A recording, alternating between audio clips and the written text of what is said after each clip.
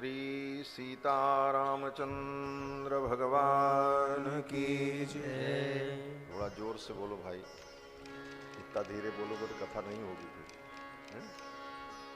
बोलो श्री सीतारामचंद्र भगवान की जय। श्री हनुमान जी महाराज की जय। सब संतन की, सब भक्तन की जय। अवध धाम की जय। सरयू मैया की जय। जय जय सीताराम।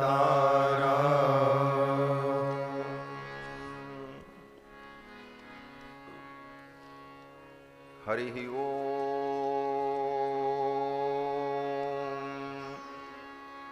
तच्छंजोरावृणीमहे गातुं यज्ञाय गातुं यज्ञपतये।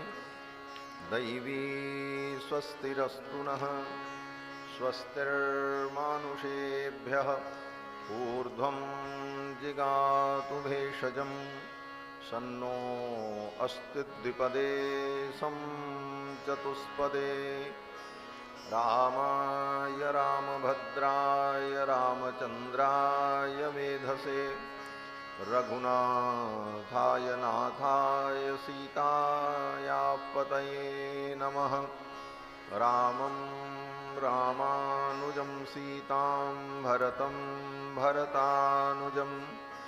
सुग्रीवं वायुसूनुं च प्रणमामि पुनः पुनः। नमोऽस्तु रामाय सलक्ष्मणाय देव्यै च तस्यै जनकात्मजायै। नमोऽस्तु रुद्रेन्द्रयमानिलेभ्यो नमोऽस्तु चन्द्रार्कमरुद्गणेभ्यः। चरितं रघुनाथस्य शतकोटिप्रविस्तरम् एकैकमक्षरं प्रोक्तं महापातकनाशनं। कूजन्तं राम रामेति मधुरं मधुराक्षरम्। आरुह्य कविता शाखां वन्दे वाल्मीकिकोकिलम्। यः पिबन् सततं रामचरितामृतसागरम्। अतृप्तस्तं मुनिं वन्दे प्राचेतसमकल्मषं। गोष्पदीकृतवारीशं मसकीकृतराक्षसं। रामायण महामालारत्नं वन्दे नीलात्मजम्। अञ्जनानन्दनं वीरं जानकी शोकनाशनं। कपीसमक्षहन्तारं वन्दे लङ्काभयङ्करम्। वैदेही सहितं सुरद्रुमतले हैमे महामण्डपे। मध्ये पुष्पकमासने मणिमये वीरासने सुस्थितम्। अग्रे वाचयति प्रभञ्जनसुते तत्त्वं मुनिभ्यः परम्। व्याख्यान्तं भरतादिभिः परिवृतं रामं भजे श्यामलम्। आपदामपहर्तारं दातारं सर्वसम्पदां। लोकाभिरामं श्रीरामं भूयो भूयो नमाम्यहम्। व्याख्यामुद्रां करसरसिजैः पुस्तकं शङ्खचक्रे। बिभ्रद्भिन्नस्फटिकरुचिरे पुण्डरीके निषण्णः। अम्लानश्रीरमितविशदैरंशुभिप्लावयन्माम्। आविर्भूयादनगमहिमा मानसे वागधीशः। साण्डिल्याह्वयवं सवारिदविधुं श्रीकोसलेशार्चकम्। विश्वक्सेन यतीन्द्रदेशिकपदद्वन्द्वारविन्दाश्रितम्। स्वाचार्ये सुयतौ जगद्गुरुवरे श्रीरामनारायणे। नित्यं सक्तमतिं जगद्गुरुवरं श्रीवासुदेवं भजे। अस्मद्गुरुभ्यो नमः। अस्मत्परमगुरुभ्यो नमः। अस्मत्सर्वगुरुभ्यो नमः। श्रीमते श्रीभाष्यकाराय नमः। श्रीपराङ्कुशपरकालयति वरवर प्रतिवादिभीकरगुरुभ्यो नमः। श्रीजानकीकान्तस्मरणं श्री राधाकांत स्मरणम संत पूर्वाचार्या सहायाः संत पूर्वाचार्या सहायाः। बोलिए श्री सीतारामचंद्र भगवान की जय। श्री हनुमान जी महाराज की जय। श्री राम कथा महोत्सव की जय। श्री गोस्वामी तुलसीदास जी महाराज की जय। श्री वाल्मीकि भगवान की जय। श्री वेदव्यास भगवान की जय। अवध सरयू की जय। सब संतन की जय। सब भक्तन की जय। श्री राम जन्म महोत्सव की जय। जय जय सीताराम।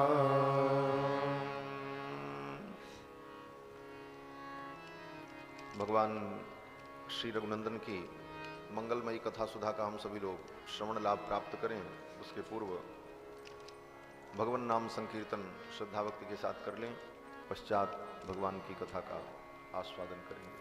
श्री राम जय जय राम। श्री राम जय जय राम। श्री राम जय जय राम। श्री राम जय जय राम। श्री राम जय जय राम। श्री राम जय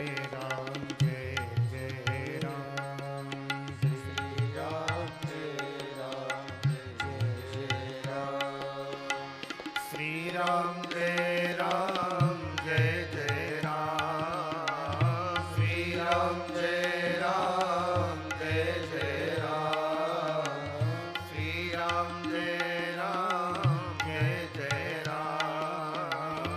श्री राम जय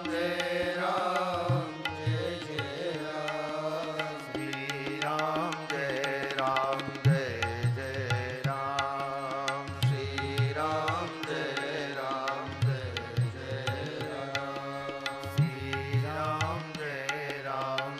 जय राम। श्री राम जय जय राम। श्री राम जय सीताराम जय सीताराम। सीताराम जय सीताराम। सीताराम जय सीताराम। सीताराम जय सीताराम। श्री राम जय जय राम। श्री राम जय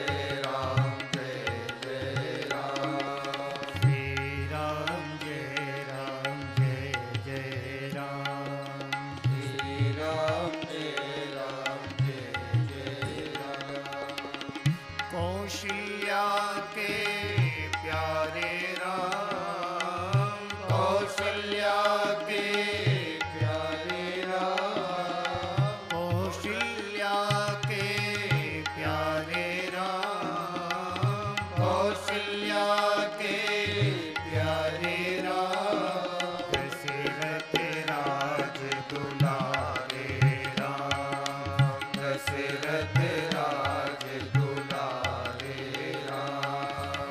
दशरथ राज दुलारे राम। दशरथ राज दुलारे राम। श्री राम जय जय राम। श्री राम जय जय राम। जय रघुनंदन जय सिया राम। जय रघुनंदन जय सिया राम। जय रघुनंदन जय सिया राम। जय रघुनंदन जय सिया राम। जानकी वल्लभ सीताराम। जानकी वल्लभ सीताराम। श्री राम जय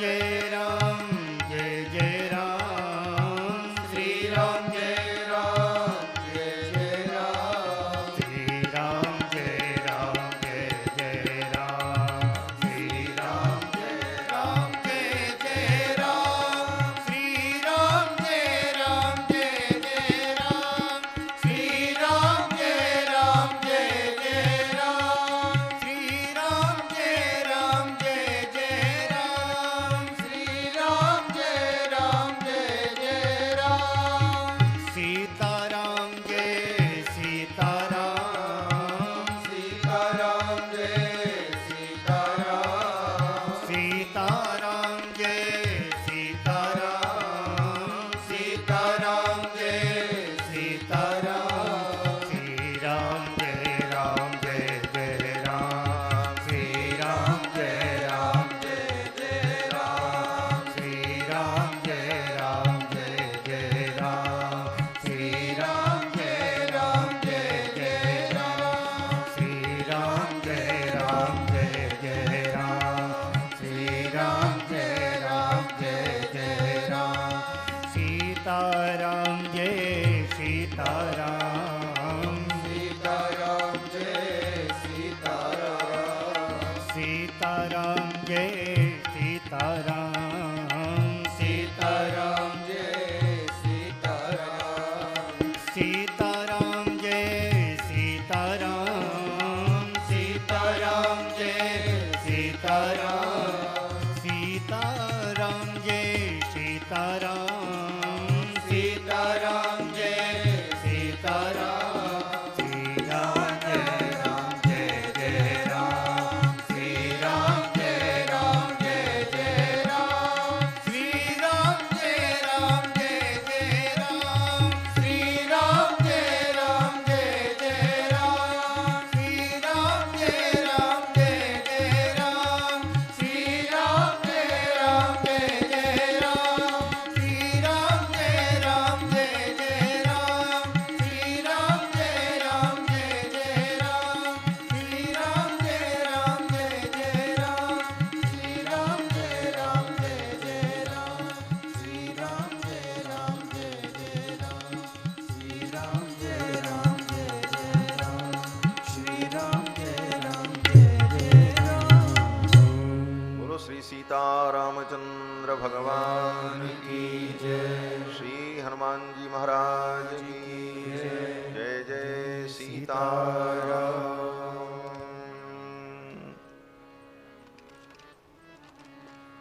परमाध्यक्ष अनंत कोटि ब्रह्मांड नायक सर्वेश्वरेश्वर पुराण पुरुषोत्तम भगवान श्री सीतारामचंद्र जी एवं भगवान की कथा के सुरसिक श्रोता अनंत बलवंत श्री हनुमंत लाल जी महाराज इस श्री राम कथा महोत्सव के यजमान दंपति श्री संतोष कुमार मिश्र जी सपरिवार सपरिकर उनके समस्त बंधु बांधव दूर दूर से आए हुए समस्त श्रद्धालु श्रोता बंधुओं धर्मानुरागी सज्जनों श्रद्धामयी माताओं, भगवान की मंगलमयी कृपा के फलस्वरूप श्री राम जन्म महोत्सव के पावन अवसर पर श्री अवध धाम में विराजमान होकर भगवान श्री राम की पावन कथा का हम सभी लोग अपनी गति और मति के अनुकूल श्रवण लाभ प्राप्त कर रहे हैं। ज्ञान प्राप्त करने के लिए, ज्ञान के फल परमात्मा को प्राप्त करने के लिए अपने मनुष्य जीवन को धन्य बनाने के लिए जब हम अध्यात्म के पथ पर चलना चाहते हैं तो सबसे पहली सीढ़ी श्रवण ही होती है। सुनने का ही क्रम प्रारंभ होता है। सुनने से ही इस अध्यात्म यात्रा की शुरुआत होती है। इसीलिए वेदों ने कहा कि श्रोतव्यो मंतव्यो निदिध्यासितव्य। पहले हम सुनना सीखें,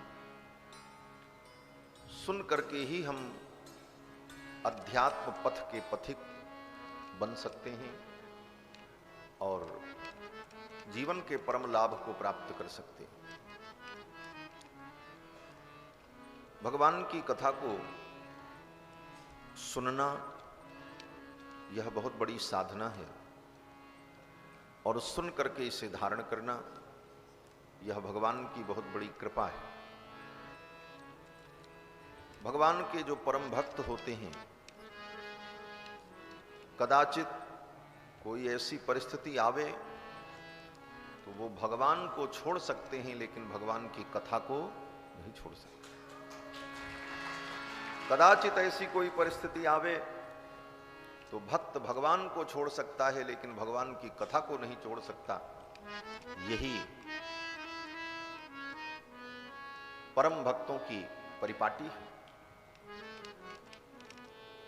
श्री उद्धव जी महाराज वृंदावन में गोपियों के यहां पहुंचे भगवान का संदेश लेकर। तो उद्धव जी ने बड़ी ज्ञान की बातें कही। गोपियों ने भगवान श्री कृष्ण का वर्णन करते हुए उद्धव जी को बड़ी खरी खोटी सुनाई। गोपियों ने कहा, उद्धव, जिस ब्रह्म को, जिस परमात्मा को तुम बता रहे हो, वो कृष्ण परमात्मा बड़ा छलिया है, कपटी है, स्वार्थी है, निष्ठुर है। इन सारे शब्दों का प्रयोग गोपियों ने गोविंद के लिए किया।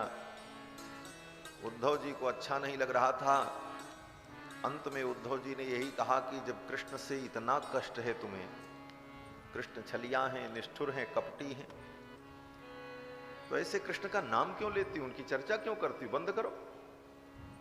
तो गोपियों ने क्या उत्तर दिया? गोपियों ने कहा, उद्धव, यही तो बात है, हम कृष्ण को छोड़ सकती हैं, लेकिन कृष्ण की कथा को छोड़ करके हम जीवित नहीं रह सकते। गोपियों ने कहा, दुस्त्यजस तत्कथार्थः, कृष्ण की कथा दुस्त्यज है, उसे नहीं छोड़ा जा सकता। बाकी सब छूट जाए, कृष्ण भी छूट जाएं, कृष्ण की कथा रहे। ठाकुर की कथा ही हमारा आधार है। उद्धव ने कहा, कथा से इतना प्रेम क्यों है? तो गोपियों ने कहा, कृष्ण की कथा ने ही तो हमको कृष्ण से प्रेम करना सिखाया। ये कथा ही भगवान के चरणों में अनुराग उत्पन्न करती है और ठाकुर के चरणों तक पहुंचाती है। इसलिए भक्त सब कुछ छोड़ सकते हैं, भगवान की कथा नहीं छोड़ सकते। श्री गोस्वामी जी महाराज कहते हैं, इस कथा को जो स्नेह से सुनेगा, जो इसे गाएगा, वह भगवान श्री रघुनंदन के चरणों का अनुरागी बनेगा और कलिमल के दोष से रहित होकर सुमंगल का भागी बनेगा। कलिकाल में रह करके भी हम कलयुग के प्रभाव से बच जाएंगे अगर हम भगवान की कथा निरंतर सुनते रहे।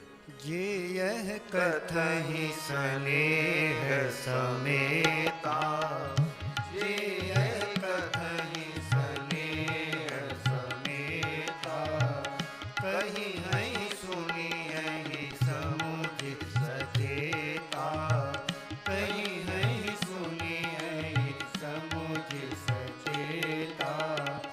कोई है राम चरण अनुरागी, कोई है राम चरण अनुरागी, कलिमल रहित सुमंगल भागी, कलिमल रहित सुमंगल भागी।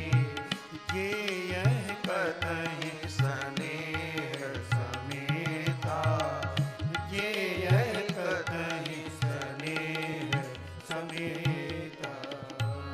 जो इस कथा को स्नेह पूर्वक, प्रेम पूर्वक श्रवण करेगा, गाएगा, सुनेगा, वो भगवान के चरणों का अनुराग प्राप्त करेगा। कलयुग में रह करके भी वो कलयुग के दोष से बच जाएगा। कलिकाल में रह करके भी कलयुग के दोष से बचने का यही उपाय है कि अधिक से अधिक समय भगवान के चिंतन में, भगवान की कथा में, भगवान के गुणानुवाद में अपने समय को सार्थक करो। यही समय बिताने का सबसे सुंदर तरीका है।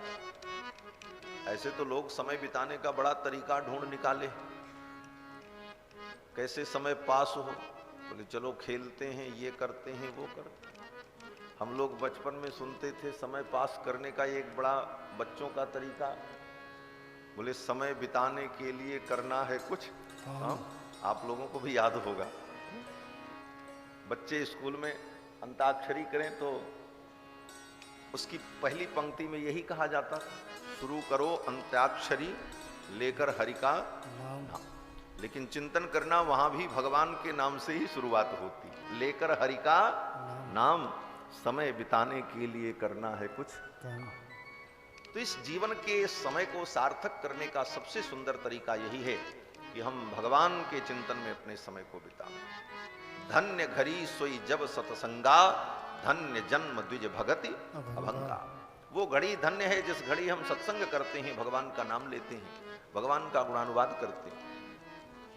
इसीलिए हमारे यहां श्री संप्रदाय में, रामानुज संप्रदाय में सत्संग को, प्रवचन को कालक्षेप कहा जाता है।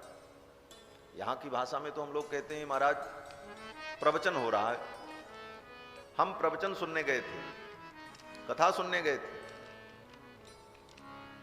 लोग बोलते हैं महाराज स्वामी जी कथा सुनाने गए थे, स्वामी जी प्रवचन करने गए थे। लेकिन संप्रदाय के जो विज्ञ लोग हैं, जो संप्रदाय के सिद्धांत को जानते हैं, वो लोग कहते हैं कि हम कालक्षेप सुनने गए थे, हम कालक्षेप करने गए थे। स्वामी जी का इतने बजे से इतने बजे तक कालक्षेप चलता है, तो इसकी संज्ञा है कालक्षेप। कालक्षेप का मतलब ही होता है समय को बिताने का सबसे सुंदर तरीका।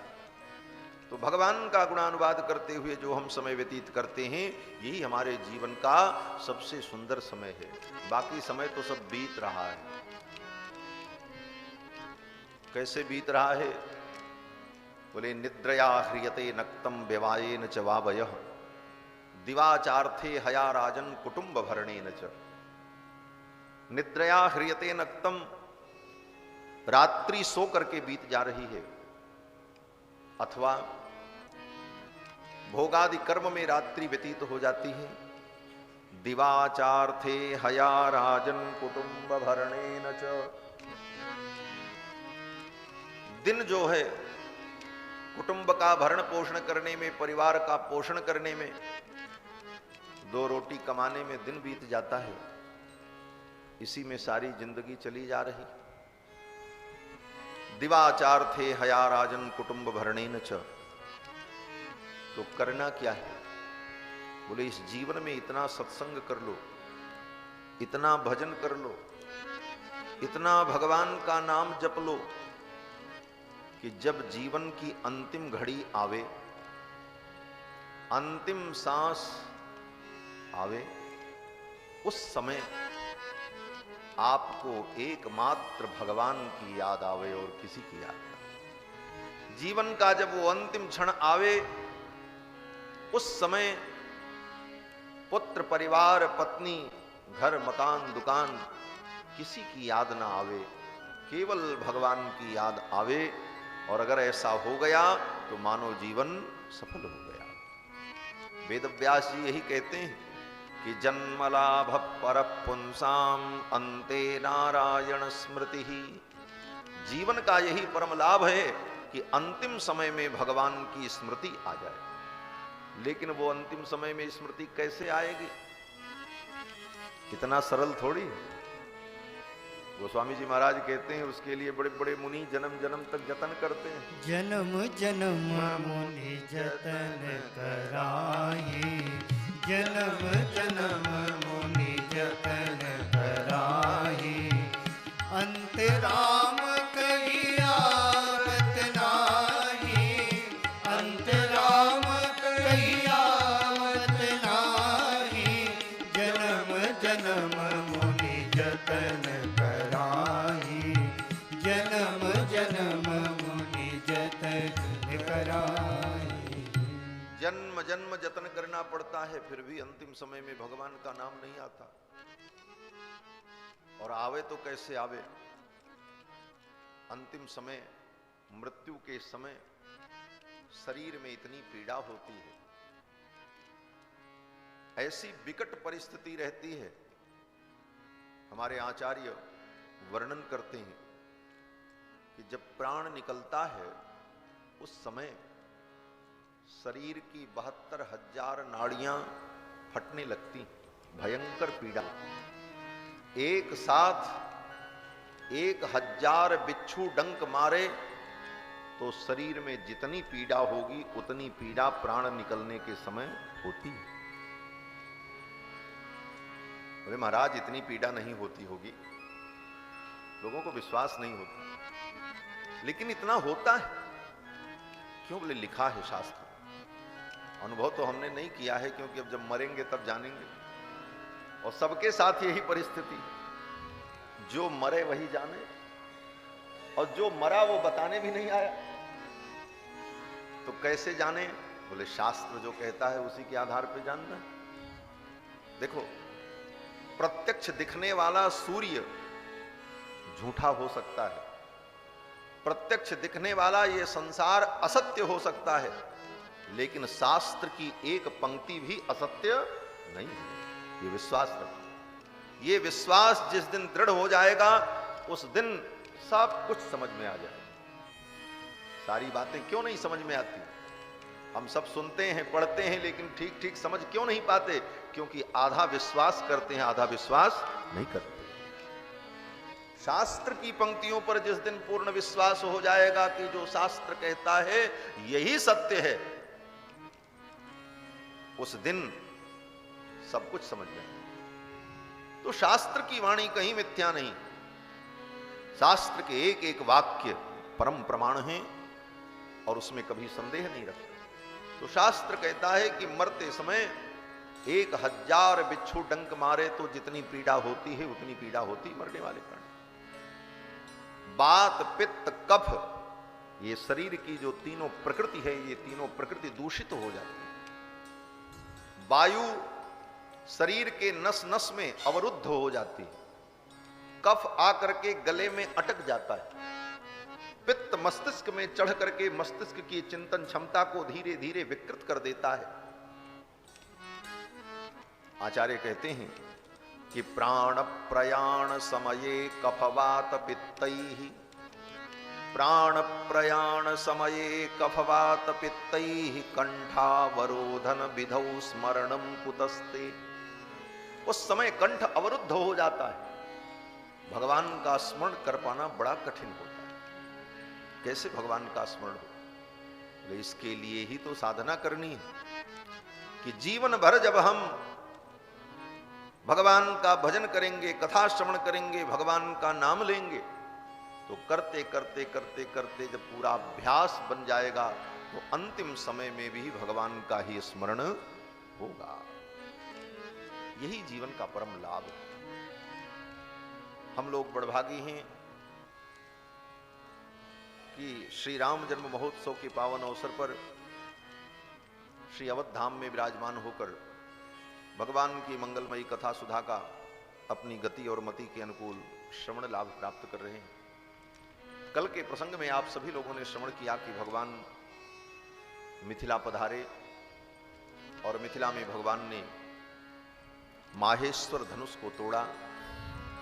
श्री जानकी जी ने भगवान को बरमाला पहनाई। चतुर सखी लखी कहा बुझाई, पहिरावो जयमाल सुहाई।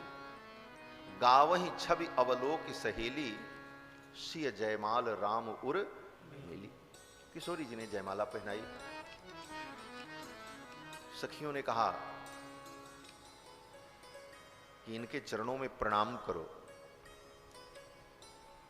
तो किशोरी जी भगवान के चरणों में प्रणाम तो करना चाहती हैं, लेकिन डरने लगी। भगवान के चरणों में प्रणाम करने में किशोरी जी को भय लगने लगा। किस बात का भय? गोस्वामी जी महाराज कहते हैं कि गौतम तिय गति सुरत करी, नहीं पर सत पद पान। गौतम पत्नी अहिल्या की गति का स्मरण करके श्री जानकी जी भगवान के चरणों में प्रणाम करने में डरने लगी। किशोरी जी सोचने लगी इनके चरण में तो बड़ा जादू है। क्या जादू है इनके चरण में? बोले चरण से जिस किसी चीज को छू देते हैं वो स्त्री बन जाती। पत्थर को छू दिया तो स्त्री बन गई, और मैं तो पहले से स्त्री हूं, अगर मैंने इनके चरण को छुआ तो कहीं मैं पत्थर बन गई तो क्या? अगर मैं पत्थर हो गई फिर तो इनसे हमारा मिलन नहीं होगा। गौतम तिय गति सुरत करी नहीं पर सत पग पानी, मन बिहसे रघुवंश मणि प्रीति अलौकिक जानी। भगवान मुस्कुराने लगे। फिर तो सखियों ने समझाया। श्री जानकी जी ने भगवान के चरणों में प्रणाम किया, परम आनंद हुआ। भगवान श्री राम का विवाह महोत्सव बड़ा अद्भुत, ऐसा विवाह भगवान का किसी भी अवतार में नहीं हुआ। भगवान के अवतार तो बहुत हुए, लेकिन किसी भी अवतार में भगवान का ऐसा विवाह नहीं हुआ जैसा विवाह श्री रामावतार। श्री कृष्णावतार में तो बहुत विवाह हुआ, एक दो नहीं महाराज, थोक भाव में 16,108 विवाह कृष्ण भगवान के। लेकिन किसी भी विवाह में कृष्ण भगवान को ये सौभाग्य नहीं मिला कि वो दुल्हा बनकर के ससुराल जाते, सारी सरहज उनकी आरती उतारती और सुंदर गीत गाया जाता। ये सब सुख कृष्ण भगवान को नहीं मिला। और किसी भी अवतार में, नरसिम्हावतार में, नरसिम्हावतार में कौन ब्याह करेगा महाराज? ऐसे भयानक व्यक्ति से कौन कन्या अपना विवाह चाहेगी? लक्ष्मी जी जो पहले से इनकी पत्नी है वो भी इनके सन्निकट जाने को तैयार नहीं। भागवत में कथा है कि नरसिंह भगवान जब प्रकट हुए, उनके भयानक क्रोध को देख करके देवता लोग डर गए। लेकिन इनका क्रोध अगर शांत नहीं हुआ तो आज प्रलय हो जाएगी। बोले तो क्या करें? बोले इनका क्रोध शांत करो। सब लोग आए, देवताओं ने बड़ी स्तुति की, लेकिन क्रोध शांत नहीं हुआ। तब सब लोगों ने लक्ष्मी जी से कहा, अब आप जाओ, आप इनकी पत्नी हो और आपके जाने पर इनका क्रोध शांत हो जाएगा। मालिक कितना भी नाराज हो, किसी के समझाने पर न माने, लेकिन पत्नी आ जाए और प्रेम से बोल दे, भाई अब तो शांत हो जाओ, बहुत हुआ, तो पत्नी की बात व्यक्ति मान लेता है। ऐसा देखा जाता है। तो देवताओं ने लक्ष्मी जी से कहा, देवी आप जाओ, आपके जाने पर इनका क्रोध शांत हो जाएगा। साक्षात श्री प्रेषिता देवैहि, देवताओं के भेजने पर श्री जी आई लक्ष्मी जी, और ज्यों ही नरसिंह भगवान के सन्निकट पहुंची, नरसिंह भगवान ने ऐसी गर्जना की कि लक्ष्मी जी डर करके भाग गई महाराज। और जाकर के लक्ष्मी जी ने देवताओं से कहा, ऐसा उग्र रूप तो आज तक मैंने नहीं देखा। तो जिसकी पत्नी सामने जाने को तैयार नहीं, ऐसे नरसिंह भगवान का दूसरी कौन सी कन्या वर्ण करेगी महाराज? तो नरसिंहावतार में भी विवाह का कोई प्रसंग नहीं। मत्स्यावतार, कच्छपावतार, बोले मछली कछुआ का कौन ब्याह करेगा? विवाह तो राम जी का। और हमारे मिथिला के भक्त तो कहते हैं ये अवतार ही भगवान का विवाह के लिए हुआ था। ये सबसे सटीक बात। मिथिला वासियों का भाव है कि रामावतार लेने का मुख्य प्रयोजन भगवान का था विवाह। बाकी अवतार के अलग अलग प्रयोजन हो सकते हैं। नरसिंहावतार का प्रयोजन हिरण्यकश्यपु का वध, प्रहलाद की रक्षा। कृष्णावतार का प्रयोजन पृथ्वी के भूभार का हरण। लेकिन हमारे मिथिला के भक्त कहते हैं रामावतार का एकमात्र प्रयोजन था विवाह। कारण बोले एक बार श्री लक्ष्मी जी संसार में भ्रमण कर रही थीं, और संसार में लक्ष्मी जी ने देखा कि लोगों का विवाह महोत्सव मनाया जा रहा था। लोग अपने विवाह की वर्षगांठ मना रहे थे, बड़े खुशी थे। आजकल भी लोग मनाते हैं, क्या बोलते हैं उसको आज की भाषा में? Marriage anniversary. आप लोगों को मालूम, मनाते हैं लगता है। हाँ, तो विवाह की वर्षगांठ सब लोग मना रहे थे। और बड़े उत्साहित थे। तो लक्ष्मी जी जब बैकुंठ पहुंची तो भगवान ने देखा और लक्ष्मी जी बड़ी उदास थी। भगवान ने पूछा, क्या बात है देवी, आज आप इतनी उदास क्यों? लक्ष्मी जी ने कहा, प्रभु हमारे आपके जीवन में सब सुख है, सब आनंद है, लेकिन हमारा आपका विवाह महोत्सव नहीं होता, हमारे आपके विवाह की वर्षगांठ नहीं मनाई जाती। तो भगवान ने कहा कि हमारा आपका विवाह हुआ ही नहीं, हम तो सनातन पति पत्नी हैं।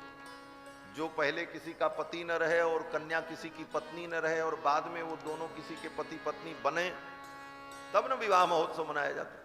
और आप तो मेरी सनातन पत्नी हो, हमारा आपका दिव्य दाम्पत्य सनातन है, तो विवाह महोत्सव मनाने का कोई प्रयोजन ही नहीं बनता, कैसे विवाह महोत्सव मनाऊं? तो लक्ष्मी जी ने कहा, लोग मनाते हैं, बड़ा आनंद आता है, हमारा आपका भी विवाह महोत्सव ऐसे ही मनाया जाए तो कितना आनंद होगा। तो भगवान ने कहा, इसके लिए कुछ करना पड़ेगा। लक्ष्मी जी ने कहा, क्या करना पड़ेगा? भगवान बोले, बैकुंठ में तो संभव नहीं है। बोले तब? बोले तो ऐसा करो कि तुम भी चलो मृत्युलोक में, मैं भी चलूं, तुम कहीं पैदा हो जाओ, मैं कहीं पैदा हो जाऊं, अवतार ले लूं, फिर हमारा तुम्हारा विवाह हो, तब सारी दुनिया ये विवाह महोत्सव मनाएगी, तभी संभव होगा। इसीलिए भगवान अयोध्या में अवतरित हुए। भगवान ने कहा, हम अयोध्या में चलते हैं। तो जानकी जी ने कहा, मैं जनकपुर चलती हूँ। श्री जानकी जी जनकपुर में अवतार लेती हैं और अयोध्या में भगवान अवतार लेते हैं। फिर इन दिव्य दंपति का जब विवाह होता है तो सारी दुनिया इस विवाह महोत्सव को मना। तो हमारे मिथिला के भक्त कहते हैं कि भगवान श्री राम का अवतार तो इसीलिए हुआ,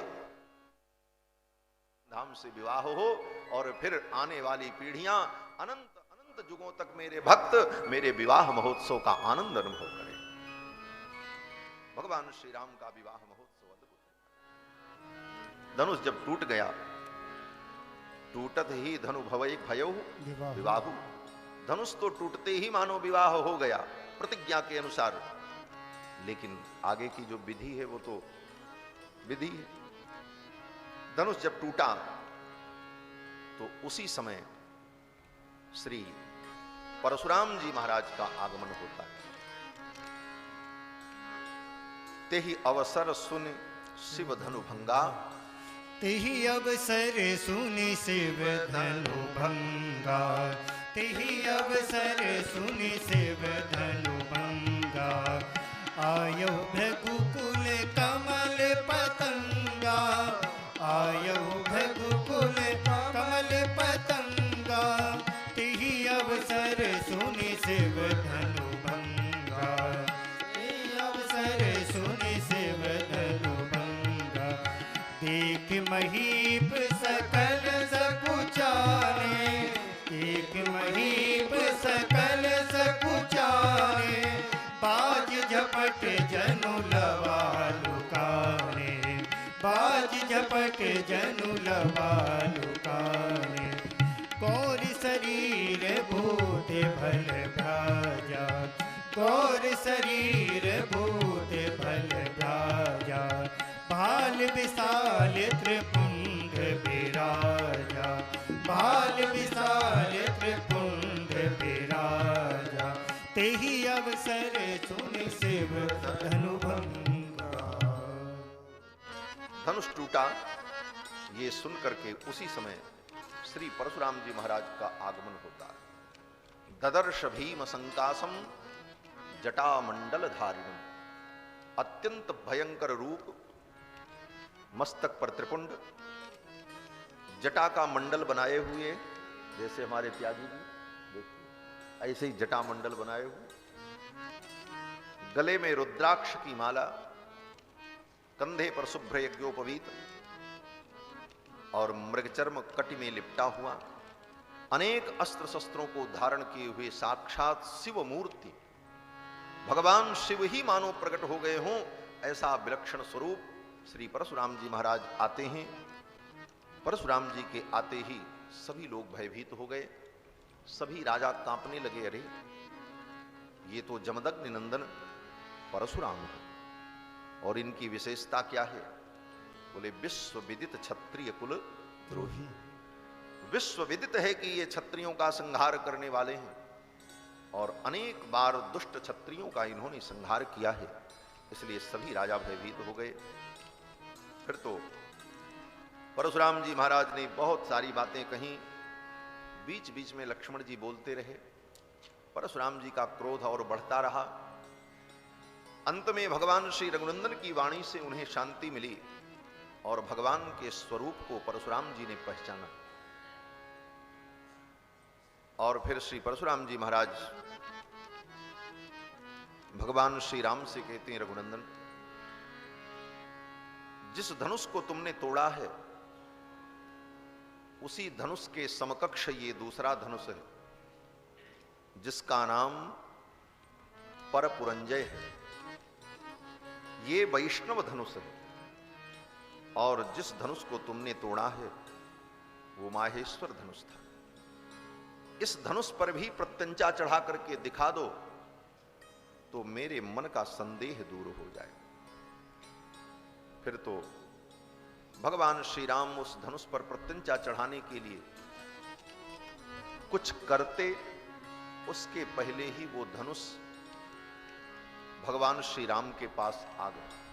परशुराम जी राम जी को अपना धनुष वो देते, वो धनुष स्वयं चल करके राम जी के पास पहुंच गया। देत चाप आप ही चली गयहु, देत चाप आप ही चली गयहु, परशुराम मन विस्मय भयहु, परशुराम मन विस्मय भयहु, परशुराम मन विस्मय भयहु, परशुराम मन विस्मय भयहु, देत चाप आप ही चल गयहु, देत चाप आप ही चल गयहु, देत चाप आप।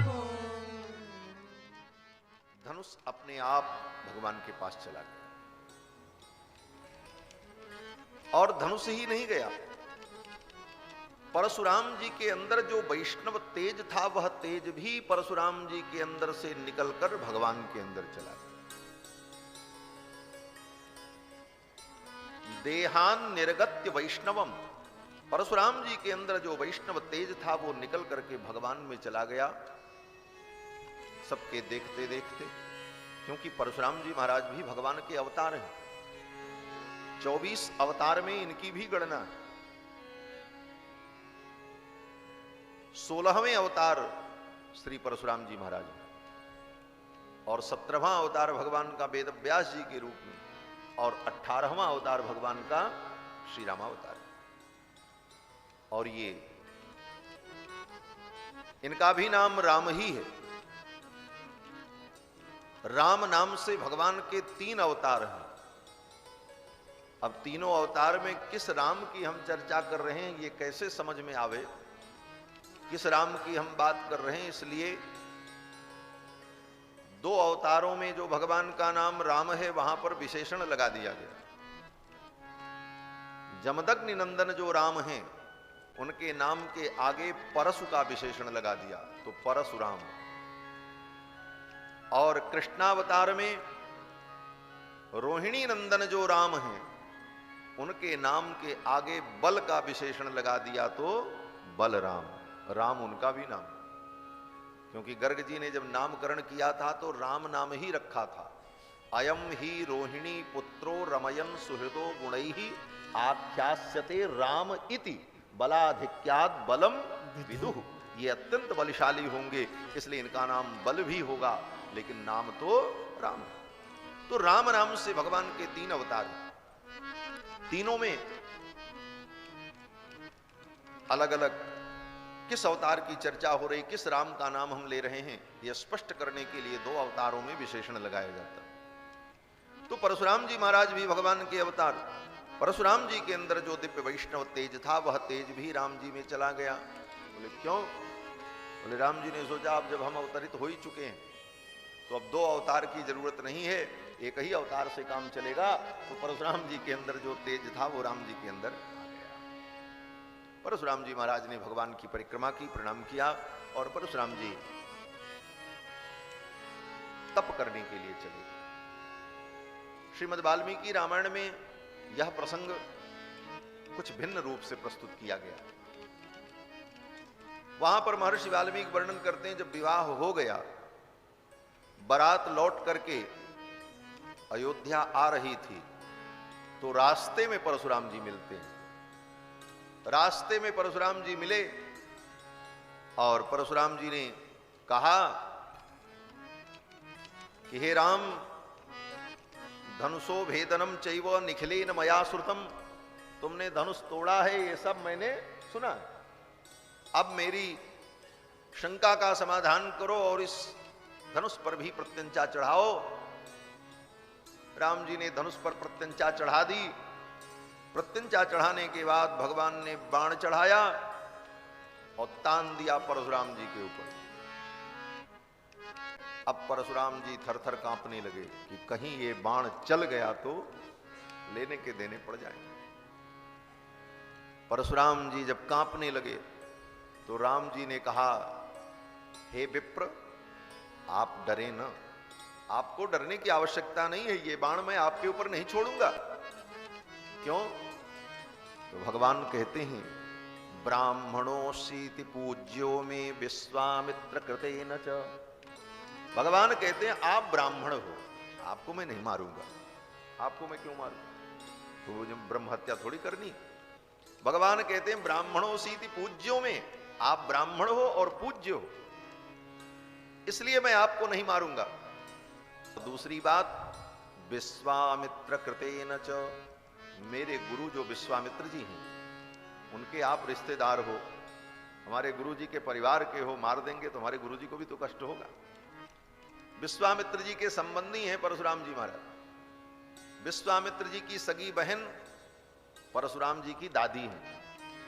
विश्वामित्र जी के बहन के पोता हैं परशुराम। तो भगवान कहते हैं ब्राह्मणोऽसीति पूज्यो में विश्वामित्र कृतेन च,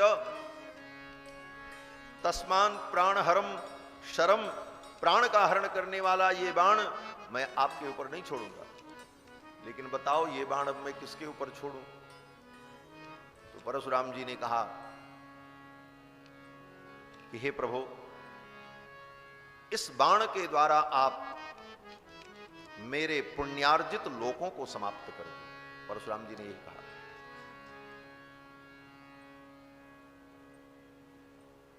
बोले भगवान को जब मारना नहीं है तो फिर बाण छोड़ने की क्या बात है? बाण को उठा करके अपने तूणीर में रख ले राम जी, हो गया काम खत्म। ये भी तो हो सकता था, लेकिन नहीं। जब बाण तूणीर से निकलकर धनुष पर आ गया तो अब वो चलेगा। क्यों? बोले भगवान का बाण अमोघ है। अगर वो एक बार संकल्पित होकर के निकल गया तो अब वो चलेगा, भले उसकी दिशा बदल दी जाए। इसीलिए देखो, जब समुद्र के ऊपर भगवान ने कोप किया, विनय न मानत जलधि जड़ गए 3 दिन बीत, बोले राम सकोप तब भय बिनु होई न प्रीत। और जब भगवान ने समुद्र को दंड देने के लिए धनुष बाण उठा लिया, समुद्र प्रकट होकर के स्तुति करने लगा। भगवान ने कहा ठीक है, मैं तुम्हें तो छोड़ दूंगा, लेकिन ये बाण अब कहां छोड़ूं ये बताओ। वही समस्या वहां भी थी। बोले ये बाण मैं कहां छोड़ूं? समुद्र ने कहा रख लो आप अपने तूणीर में, क्या जरूरत छोड़ने की। भगवान ने कहा ऐसा नहीं होता, मेरा बाण एक बार संकल्पित होकर के चलने के लिए निकल पड़ा तो ये चलेगा। हाँ, अब ये तुम्हें तय करना है कि मैं इसे कहां छोड़ूं। तो समुद्र ने कहा कि अब एक ही उपाय है, हमारे दक्षिण तट पर, समुद्र के दक्षिण तट पर रसकुल्य नाम के जो दस्यु हैं, उनके ऊपर आप इन बाणों को चला दो। वे डाकू जो जल में रहने वाले समुद्री डाकू हैं, उनके कारण, उन राक्षसों के कारण, उन असुरों के कारण मुझे पीड़ा होती है, उनके ऊपर ये बाण छोड़ दो। फिर तो भगवान ने उस बाण को उनके ऊपर छोड़ करके सार्थक किया। कहने का भाव कि भगवान का बाण निरर्थक नहीं होता। अब भगवान कहने लगे कि परशुराम जी ये बाण मैं किसके ऊपर छोड़ूं? तो परशुराम जी ने कहा कि इन बाणों के द्वारा, इस बाण के द्वारा आप मेरे पुण्यार्जित लोकों को समाप्त कर दिया। मैंने अपने पुण्य के द्वारा, अपनी तपस्या के द्वारा जिन लोकों को जीता है, ब्रह्मलोक, शिवलोक, वरुण लोक, परशुराम जी किसी भी लोक में जाकर के निवास करें, उनको कोई रोक नहीं सकता। समस्त लोकों में उनका अधिकार था अपनी तपस्या के द्वारा। तो परशुराम जी कहते हैं कि मैंने जो अपने तपोबल से इन लोकों को जीता है, मेरे इन लोकों को आप इस बाण के द्वारा नष्ट कर। तपस्या के द्वारा अर्जित जो लोक है, इन लोकों को आप नष्ट कर।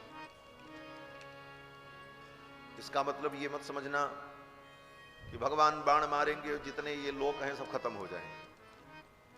तपस्या के द्वारा अर्जित इन लोकों को नष्ट करने की बात जो परशुराम जी ने भगवान से कही, उसका तात्पर्य ये है कि हे प्रभु, जिस तपस्या और साधना कर्म के द्वारा हमने पुण्य प्राप्त किया और जिस पुण्य के फलस्वरूप इन लोकों की प्राप्ति होती है, वे मेरे पुण्य समाप्त हो जाए। उन पुण्यों को, उन कर्मों को आप समाप्त कर दो। और परशुराम जी ने जब इस प्रकार कहा तो भगवान ने अपने बाण के द्वारा परशुराम जी के उन समस्त पुण्यों को, जिन पुण्यों के प्रभाव से वे लोक प्राप्त होते, उन पुण्यों को समाप्त कर दिया। कारण, बोले कारण ये है कि पुण्य भी बंधन का कारण है।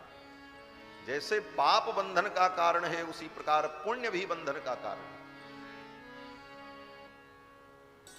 पाप पुण्य ये दोनों कर्म हैं और कर्म सदा बंधन का ही कारण होता है। कर्म से ही तो हम बंधे हैं। पाप करेंगे तो दुख भोगना पड़ेगा, पुण्य करेंगे तो सुख भोगना पड़ेगा। सुख भोगने के लिए भी शरीर चाहिए, ध्यान देना। सुख भोगने के लिए भी शरीर चाहिए और दुख भोगने के लिए भी शरीर चाहिए। और शरीर जब भी मिलेगा तो बंधन का कारण होगा, और जब शरीर होगा तो शरीर से फिर नए कर्म होंगे, क्योंकि शरीर ही कर्म करता है। फिर नए कर्म होंगे तो उन कर्मों के परिणाम स्वरूप पुनः शरीर होगा।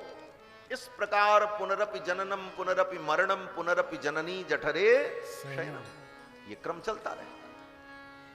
तो पाप जिस तरह दुख का कारण है, बंधन का हेतु है, उसी प्रकार पुण्य भी बंधन का हेतु है। गीता में भगवान श्री कृष्ण कहते हैं कि शुभाशुभ फलैरेवं मोक्ष से कर्म बंधनैः।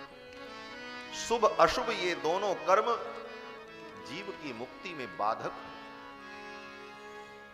इन दोनों कर्मों से हमें मुक्त होना पड़ेगा।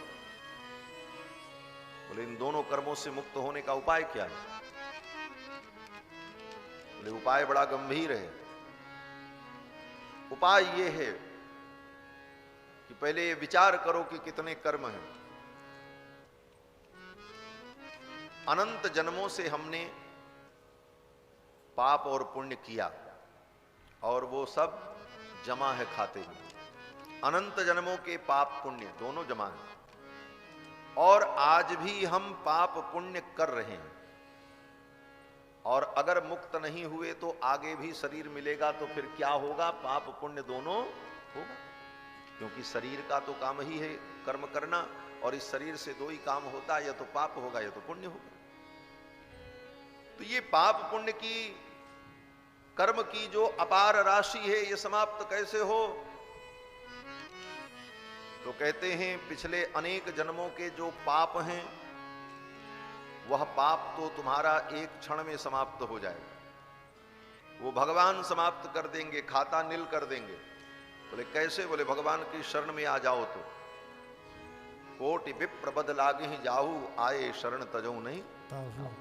करोड़ों ब्रह्म हत्या लगी हो, अनेक जन्मों के पाप हो, भगवान की शरण में आओ, भगवान क्षमा कर दे, खाता नील कर दे।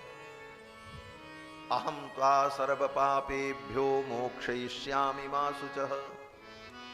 सर्व पापेभ्यो, समस्त पापों से भगवान मुक्त कर दे।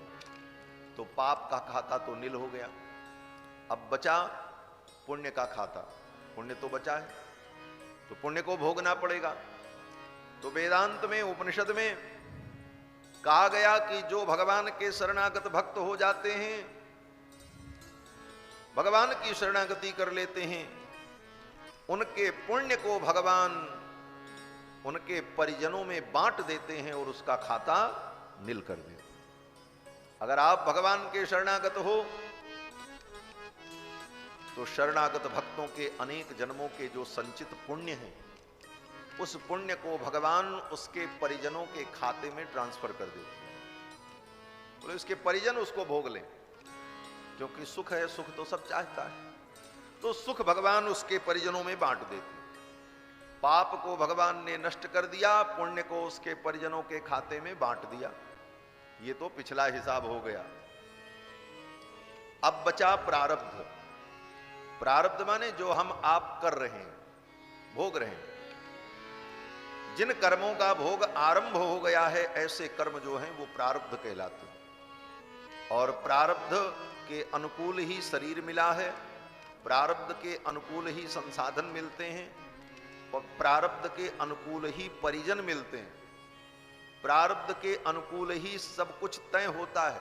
क्यों? बोले वही भोगना है, इसलिए वैसे ही सारी व्यवस्था प्रारब्ध में तय होती है।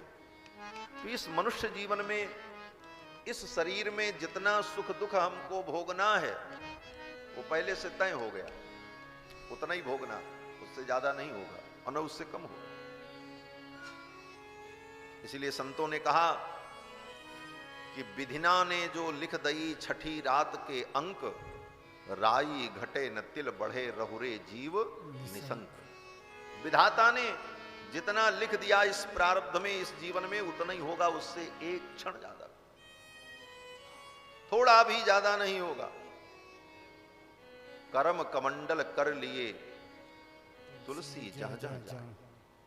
ये कर्म का कमंडल लेकर के हम कहीं भी चले जाएं, जितना प्रारब्ध में हमारे होगा उतना ही भोग मिलेगा। तो ये प्रारब्ध वो है जो हम अपने इस जीवन में भोगते हैं। तो प्रारब्ध के विषय में भगवान कहते हैं, देखो तुम्हारे संचित पाप को हमने नष्ट कर दिया, तुम्हारे संचित पुण्य को तुम्हारे परिजनों में बांट दिया, तो पुराना हिसाब तो खत्म हो गया। अब ये जितना भोगने के लिए लेकर के इस जीवन में तुम आए हो, इसका नाम प्रारब्ध है। इसको तुम भोग करके समाप्त कर लो, इसको तुम भोग करके समाप्त कर लो। प्रारब्ध सबको भोगना पड़ता है, चाहे वो भगवान का भक्त हो चाहे अभक्त हो, चाहे शरणागत हो चाहे प्रपन्न हो, प्रारब्ध तो सबको भोगना पड़ता है, क्योंकि ये आरंभ हो चुका है, इसलिए इसको भोगना ही पड़ेगा। हमारे आचार्य वर्णन करते हैं कि प्रारब्धम परिभुज्य कर्म सकलम प्रक्षीण कर्मांतरः। प्रारब्धम परिभुज्य, प्रारब्ध को तो भोग करके ही समाप्त करना पड़ेगा। और इस रहस्य को जो लोग नहीं जानते, वो भक्ति करते हुए भी कभी कभी विचलित हो जाते हैं। भक्ति करते हैं, भगवान की कथा सुनते हैं, नाम जपते हैं, कीर्तन करते हैं,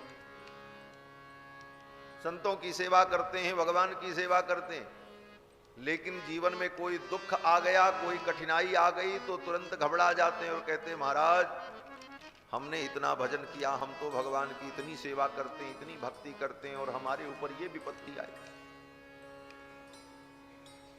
कभी भी जीवन में आने वाले दुख और सुख को इस जीवन में तुम्हारे द्वारा जो भक्ति हो रही है उससे जोड़ करके मत देखना। उससे जोड़ करके देखने की कोशिश करोगे तो तुम भटक जाओ। जो तुम आज सुख दुख भोग रहे हो तुम्हारे आज के अच्छे बुरे कर्मों का परिणाम नहीं है, वो पिछले बुरे अच्छे कर्मों का परिणाम प्रारब्ध के रूप में आया। इसलिए आज हम भगवान की भक्ति कर रहे हैं, इसलिए अब हम कभी बीमार नहीं होंगे, हमें कोई दुख नहीं होगा, हमारे ऊपर कोई संकट नहीं आएगा। ये अगर सोच करके तुम बैठे हो तो ये तुम्हारी बहुत बड़ी भूल है, और ये भूल तुम्हें भगवान से भटका देगी। कभी ऐसी भी स्थिति आ जाएगी कि मन में ये होगा हटाओ, भक्ति भक्ति करने से कुछ नहीं होता। और कितने लोगों के साथ ऐसा होता। हमारा एक सज्जन मिले, बहुत पूजा पाठ करते थे, भजन करते थे, कथा सुनते थे, रोज रामायण का पाठ करते थे, सब बंद हो गया। पूछा, बोले महाराज आप इतना भजन पूजन करते थे, आजकल आपकी दिनचर्या ऐसी कैसी हो गई? बोले महाराज क्या करें, हमारा जवान बेटा मर गया, उसी दिन हमारी श्रद्धा खत्म हो गई। इतना पूजा पाठ करते थे, रामायण पढ़ते थे, कथा सुनते थे, संतों की सेवा करते, और हमारा जवान बेटा मर गया। भैया तुम्हारे जवान बेटा के मर जाने से तुम्हारे पूजा पाठ से क्या संबंध है? उसका कर्म अलग है, उसके प्रारब्ध अलग हैं। वो अपना प्रारब्ध लेकर के आया था, वो अपने प्रारब्ध को भोग रहा, तुम अपने प्रारब्ध को भोगोगे। हम पूजा पाठ करते हैं, भजन भक्ति करते हैं, इसका मतलब हम जो चाहें वही हो। हमारा बेटा बीमार न हो, हमारी पत्नी बीमार न हो, हमको कोई दुख न हो, हम जो चाहें वही हो जाए, ऐसा नहीं होता। प्रारब्ध की गति सबको भोगनी पड़ती है। प्रारब्धम परिभुज्य कर्म शकलम प्रक्षीण कर्मांतरः। प्रारब्ध को भोग करके ही समाप्त किया जा सकता है। और बड़े बड़े ऋषि मुनियों ने, बड़े बड़े ज्ञानियों ने भी अपने प्रारब्ध को भोगा है। तो प्रारब्ध को हम भोग करके समाप्त कर लें, पिछले संचित कर्म को भगवान अपनी कृपा के द्वारा नष्ट कर देंगे, और आगे हम जानबूझ करके कोई ऐसा अपराध और पाप न करें, ऐसी प्रवृत्ति हमारे अंदर बने। यही कर्मों से मुक्ति का उपाय है। बंधुओं, इस प्रकार से श्री परशुराम जी महाराज के निवेदन करने पर भगवान ने अपने वाण के द्वारा उनके पुण्यार्जित लोकों को समाप्त कर दिया। बोलो श्री सीतारामचंद्र भगवान की जय। जय जय सीताराम। हमारे मध्य में तीर्थराज प्रयाग के पीठाधीश्वर श्रीमद जगत गुरु स्वामी श्री घनश्यामाचार्य जी महाराज और अयोध्यास्थ सुग्रीव किला पीठाधीश्वर श्रीमद जगत गुरु स्वामी श्री विश्वेश प्रपन्नाचार्य जी महाराज उभय विभूतियां पधार रही हैं। आसन की व्यवस्था करें। बोलो श्री सीतारामचंद्र भगवान की जय। श्री राम जय राम जय जय राम, श्री राम जय राम जय जय राम, श्री राम जय राम जय जय राम, श्री राम जय राम जय जय राम, श्री राम जय राम जय जय राम, श्री राम जय राम जय जय राम, श्री राम जय राम जय जय राम, श्री राम जय जय राम, श्री राम जय राम जय जय राम, श्री राम जय राम जय जय राम, श्री राम जय राम जय जय राम, श्री राम जय राम जय जय राम, श्री राम जय राम जय जय राम, श्री राम जय राम जय जय राम, श्री राम जय राम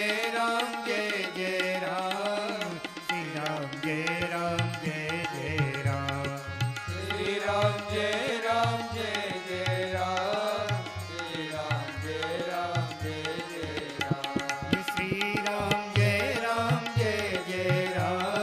श्री राम जय राम जय जय राम, श्री राम जय राम जय जय राम, श्री राम जय राम जय जय जय राम, श्री राम जय राम जय जय राम, श्री राम जय राम जय जय राम, श्री राम जय राम जय जय राम, श्री राम जय राम जय जय राम, श्री राम जय राम जय जय राम, श्री राम जय राम जय जय राम। बोलो श्री सीतारामचंद्र भगवान की जय। जय जय सीताराम।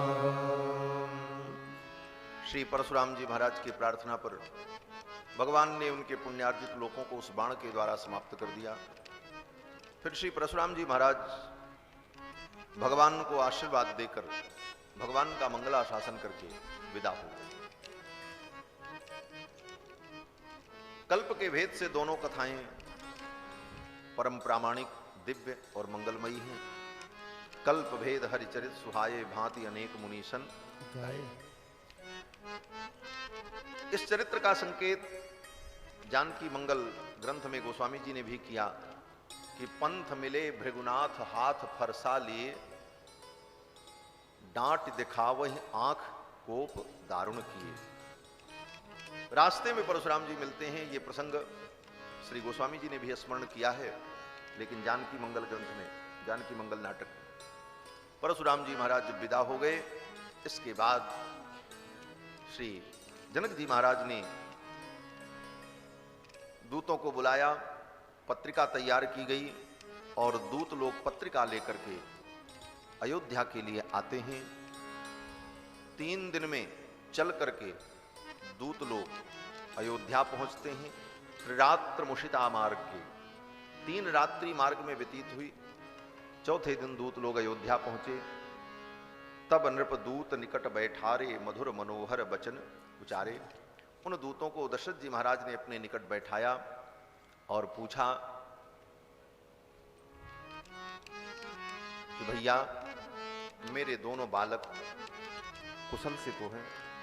भैया कहूँ कुशल दुबारे, भैया कहूँ कुशल दुबारे, तुमनी के निज नयन निहारे, तुमनी के निज नयन निहारे, तुमनी के निज नयन निहारे, तुमनी के निज नयन निहारे, भैया कहूँ कुशल दुबारे, भैया कहूँ कुशल दुबारे, भैया कहूँ कुशल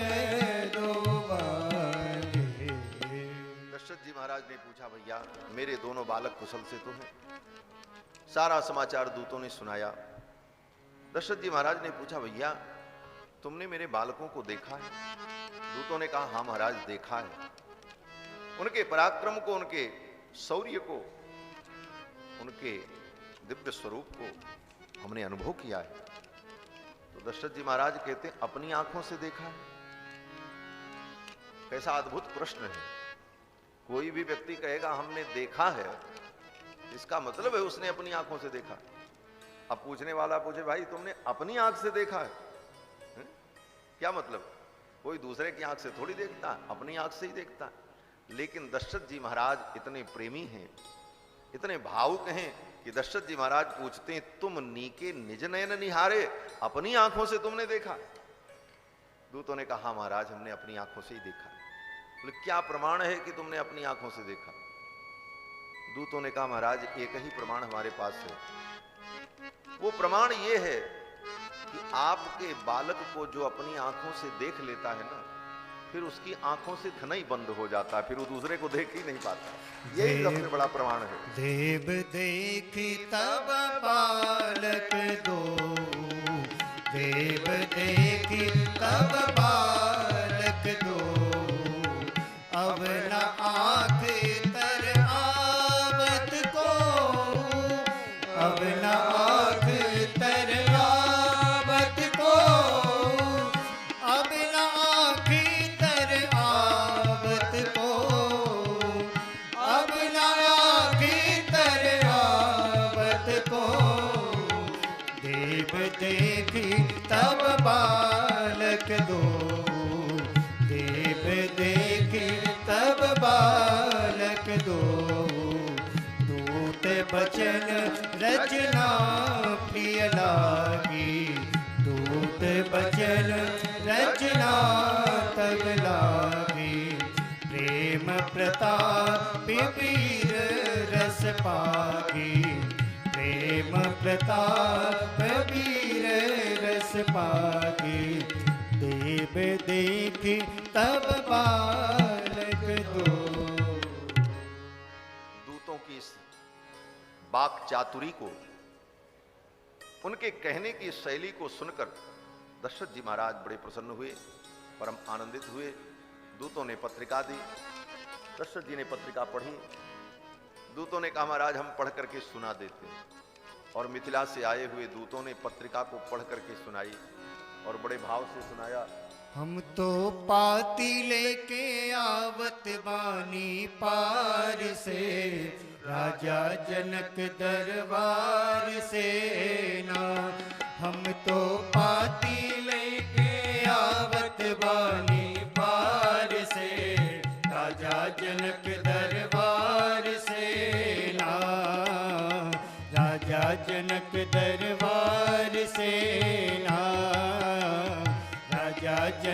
दरबार से। हमरा घरवा जनक नगरिया राजा अली भूप दुवरिया। हमरा घरवा जनक नगरिया राजा अली भूप दुवरिया।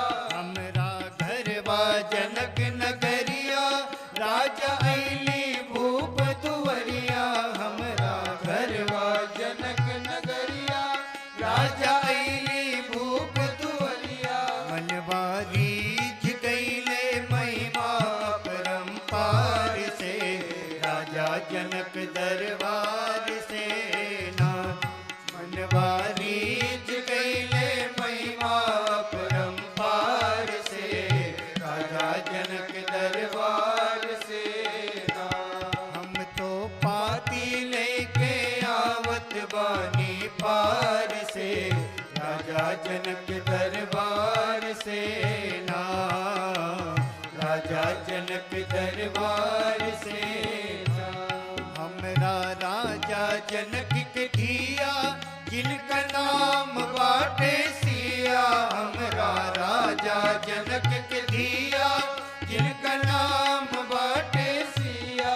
उनकर शादी हुई है कौशल्या कुमार से राजा जनक दरबार से ना। उनकर शादी हुई है कौशल्या कुमार से राजा जनक दरबार से ना। हम तो पाती लेके आवत बानी पार से राजा जनक दरबार से ना। ये के शांति रूप जब जल ले बाबा जनक धनुष प्रण ठन ले। सिय के शांति रूप जब जल ले बाबा जनक धनुष प्रण ठन ले। रचना रच ले सिया स्वयंवर के विचार से राजा जनक दरबार से ना। रचना रच ले सिया स्वयंवर के विचार से राजा जनक दरबार से ना। हम तो पाती लेके आवत बानी पार से राजा जनक दरबार से ना। राजा जनक दरबार से ना। जुटले बड़े बड़े भट भूप धनुहा देख के बैठे चूप। जुटले बड़े बड़े भट भूप धनुहा देख के बैठे चूप। दिल भर धनुष उठल ना कौनो वीर बरियार से राजा जनक दरबार से ना। दिल भर धनुष उठल ना कौनो वीर बरियार से राजा जनक दरबार से ना। हम तो पाती लेके आवत बानी पार से राजा जनक दरबार से ना। राजा जनक दरबार से कहवा दशरथ जी के लाल पौड़े धनुष तोड़ जयमाल। कहवा दशरथ जी के लाल पौड़े धनुष तोड़ जयमाल। तीनों लोग भरल रघुवर के जय जयकार से राजा जनक दरबार से ना। तीनों लोग भरल रघुवर के जय जयकार से राजा जनक दरबार से ना। हम तो पाती लेके आवत बानी पार से राजा जनक दरबार से ना।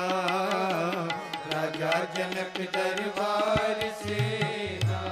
पाती लिखल बाटे थोड़ा जल्दी साजी हाथी घोड़ा। पाती लिखल बाटे थोड़ा जल्दी साजे हाथी घोड़ा।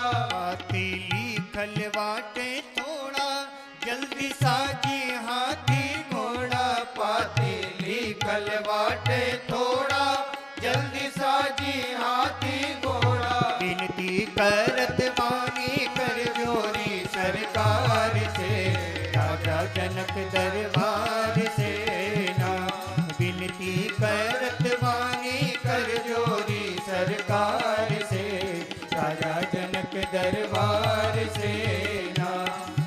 तो पाती लेके आवत वाणी पार से, राजा जनक दरबार से ना, राजा जनक दरबार से ना, राजा जनक दरबार से ना, राजा जनक दरबार से ना। दूतों ने पत्रिका का भाव गा करके सुनाया। दूतों ने कहा महाराज पत्रिका में तो बहुत बातें नहीं लिखी हैं, पाती लिखल बाटे थोड़ा, जल्दी साजी हाथी घोड़ा, जल्दी से आप हाथी घोड़ा तैयार करो और बारात सजा करके चलो। दूतों की इस रचना को सुनकर के श्री दशरथ जी महाराज बड़े आनंदित हुए। अयोध्या में आनंद की लहर छा गई।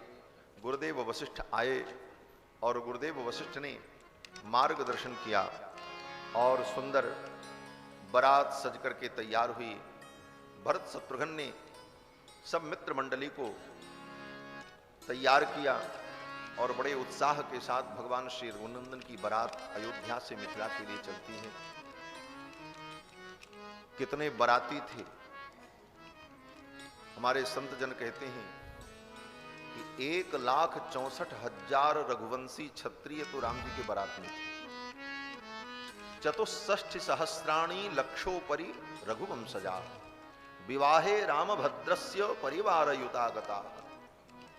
1,64,000 रघुवंशी क्षत्रिय राम जी के विवाह में अपने परिवार और परिजन के सहित आए। बाकी दशरथ जी के जितने हित्र मित्र मंडली थी उसका कोई ठिकाना नहीं। स्वर्ग तक दशरथ जी का मैत्री संबंध, स्वर्ग के देवता भी, देवराज इंद्र भी, सब ऐसी अद्भुत बारात राम जी की सज करके तैयार हुई। और अयोध्या से जब बारात चली तो अनेक प्रकार के सुंदर मंगल कौतुक हुए। जितने मंगल थे, शकुन थे, सब शकुन सार्थक होने के लिए आ गए। श्री गोस्वामी जी महाराज वर्णन करते हैं, लोबा फिर दर्श दिखावा, लोबा फिर दर्श दिखावा, सुरभि सन्मुख शिशु ही पियावा, सुरभि सन्मुख शिशु ही पियावा। मृगमाला फिर दाहिन आई, मृगमाला फिर दाहिन आई, मंगल गण जनु दीन दिखाई, मंगल जन जनु दीन दिखाई। क्षेम करी कह क्षेम बिसेखी, क्षेम करी कह क्षेम बिसेखी। श्यामा बाम सुतर पर देखी, श्यामा बाम सुतर पर देखी। सन्मुख आयहु दधि अरु मीला, सन्मुख आयहु दधि अरु मीला। कर पुस्तक दुई विप्र प्रवीणा, कर पुस्तक दुई विप्र प्रवीणा। भगवान श्री रघुनंदन के विवाह में सब प्रकार के मंगल कौतुक हुए। ये जितने मंगल कारक हैं, मृगमाला फिर दाहिन आई, क्षेम करी कर क्षेम विषेखी, इन सब के आने से राम जी के विवाह में मंगल नहीं हुआ। सामान्य प्राणियों के विवाह में, उत्सव में ये शकुन हो तो मंगल होता है, लेकिन राम जी बोले, राम जी तो स्वयं मंगल भवन है, इनका कोई क्या मंगल करेगा। मंगल भवन अमंगलहारी है। पवित्राणाम पवित्रम यो मंगलानाम च मंगलम, दैवतम देवतानाम च भूतानाम यो व्यः पिता। ऐसे प्रभु के विवाह में इन शकुन के द्वारा मंगल होगा, ये बात भक्तों को समझ में नहीं आती। जिनके विवाह से सारे जगत का मंगल होगा, उनके विवाह का मंगल करने के लिए ये शकुन आवे, क्षेम करी आवे, क्या मतलब है। तो गोस्वामी जी कहते हैं कि जन सब सांचे हो निहित भये सगुन एक बार। ये मंगल स्वयं सत्य होने के लिए, अपनी सत्यता प्रतिपादित करने के लिए भगवान के विवाह में उपस्थित हुए। क्यों बोले, ये कभी कभी असत्य भी हो जाते हैं, निरर्थक भी हो जाते हैं। क्योंकि संसार में देखा जाता है विवाह में लोग जाते हैं, सब मंगल होता है, मंगल गीत गाया जाता है और सुंदर मंगल का विधान होता है, लेकिन उसके बाद भी जाते जाते रास्ते में बारात में कोई दुर्घटना हो जाती, कभी कुछ हो जाता। मंगल कहाँ गए? बोले सब मंगल व्यर्थ हो गए। वो झूठे हुए कि नहीं हुए? तो जगत में इन संसार के प्राणियों के विवाह आदि कर्म में उनके प्रारब्ध की प्रतिकूलता के कारण वे मंगल भी निरर्थक हो जाते हैं। इसीलिए वे मंगल सोचने लगे भगवान के विवाह में चल करके हम सार्थक हो जाएं, हमारी सत्यता तो सिद्ध हो जाए। तो अपनी सत्यता स्थापित करने के लिए जन सब साचे होन हित भये सगुन, एक बार सभी दिव्य शकुन हुए और भगवान की बारात अयोध्या से मिथिला के लिए चलती है। और बारात जब चलती है राम जी की ना, तो राम जी की बारात में सबसे ज्यादा संख्या किसकी थी? बोले बारात में सबसे ज्यादा संख्या उसी की होती है जो दूल्हे का प्रेमी होता है। दूल्हे से जो प्रेम करता है, जो दूल्हे को अपना मानता है, वही लोग बारात जाते हैं। और दूल्हा राम जी का विवाह है, इसलिए राम जी के जितने प्रेमी संत महात्मा थे वही सब बारात में आए। इसलिए राम जी के बारात में साधु महात्माओं की संख्या बहुत ज्यादा थी। इसीलिए आज राम जी के विवाह में ये सब साधु महात्मा लोग देखो पधार गए हैं, तो राम जी के बारात में आए हुए। वो बारात में क्या है ना, सब दाढ़ी वाले दिखा, हाथ में माला भाल में चंदन, हाथ में माला भाल में चंदन, हाथ में माला भाल में चंदन, हाथ में माला भाल में चंदन, सब दाढ़ी वाले दिखा अवध से मिथिला चली, सब दाढ़ी वाले दिखा अवध से मिथिला चली। मेरे राम जी की अजब बारात अवध से मिथिला चली, मेरे राम जी की अजब बारात अवध से मिथिला चली। यह बारात सब भांति मनोहर, यह बारात सब भांति मनोहर, यह बारात सब भांति मनोहर, यह बारात सब भांति मनोहर, किंतु न दुल्हा साथ अवध से मिथिला चली।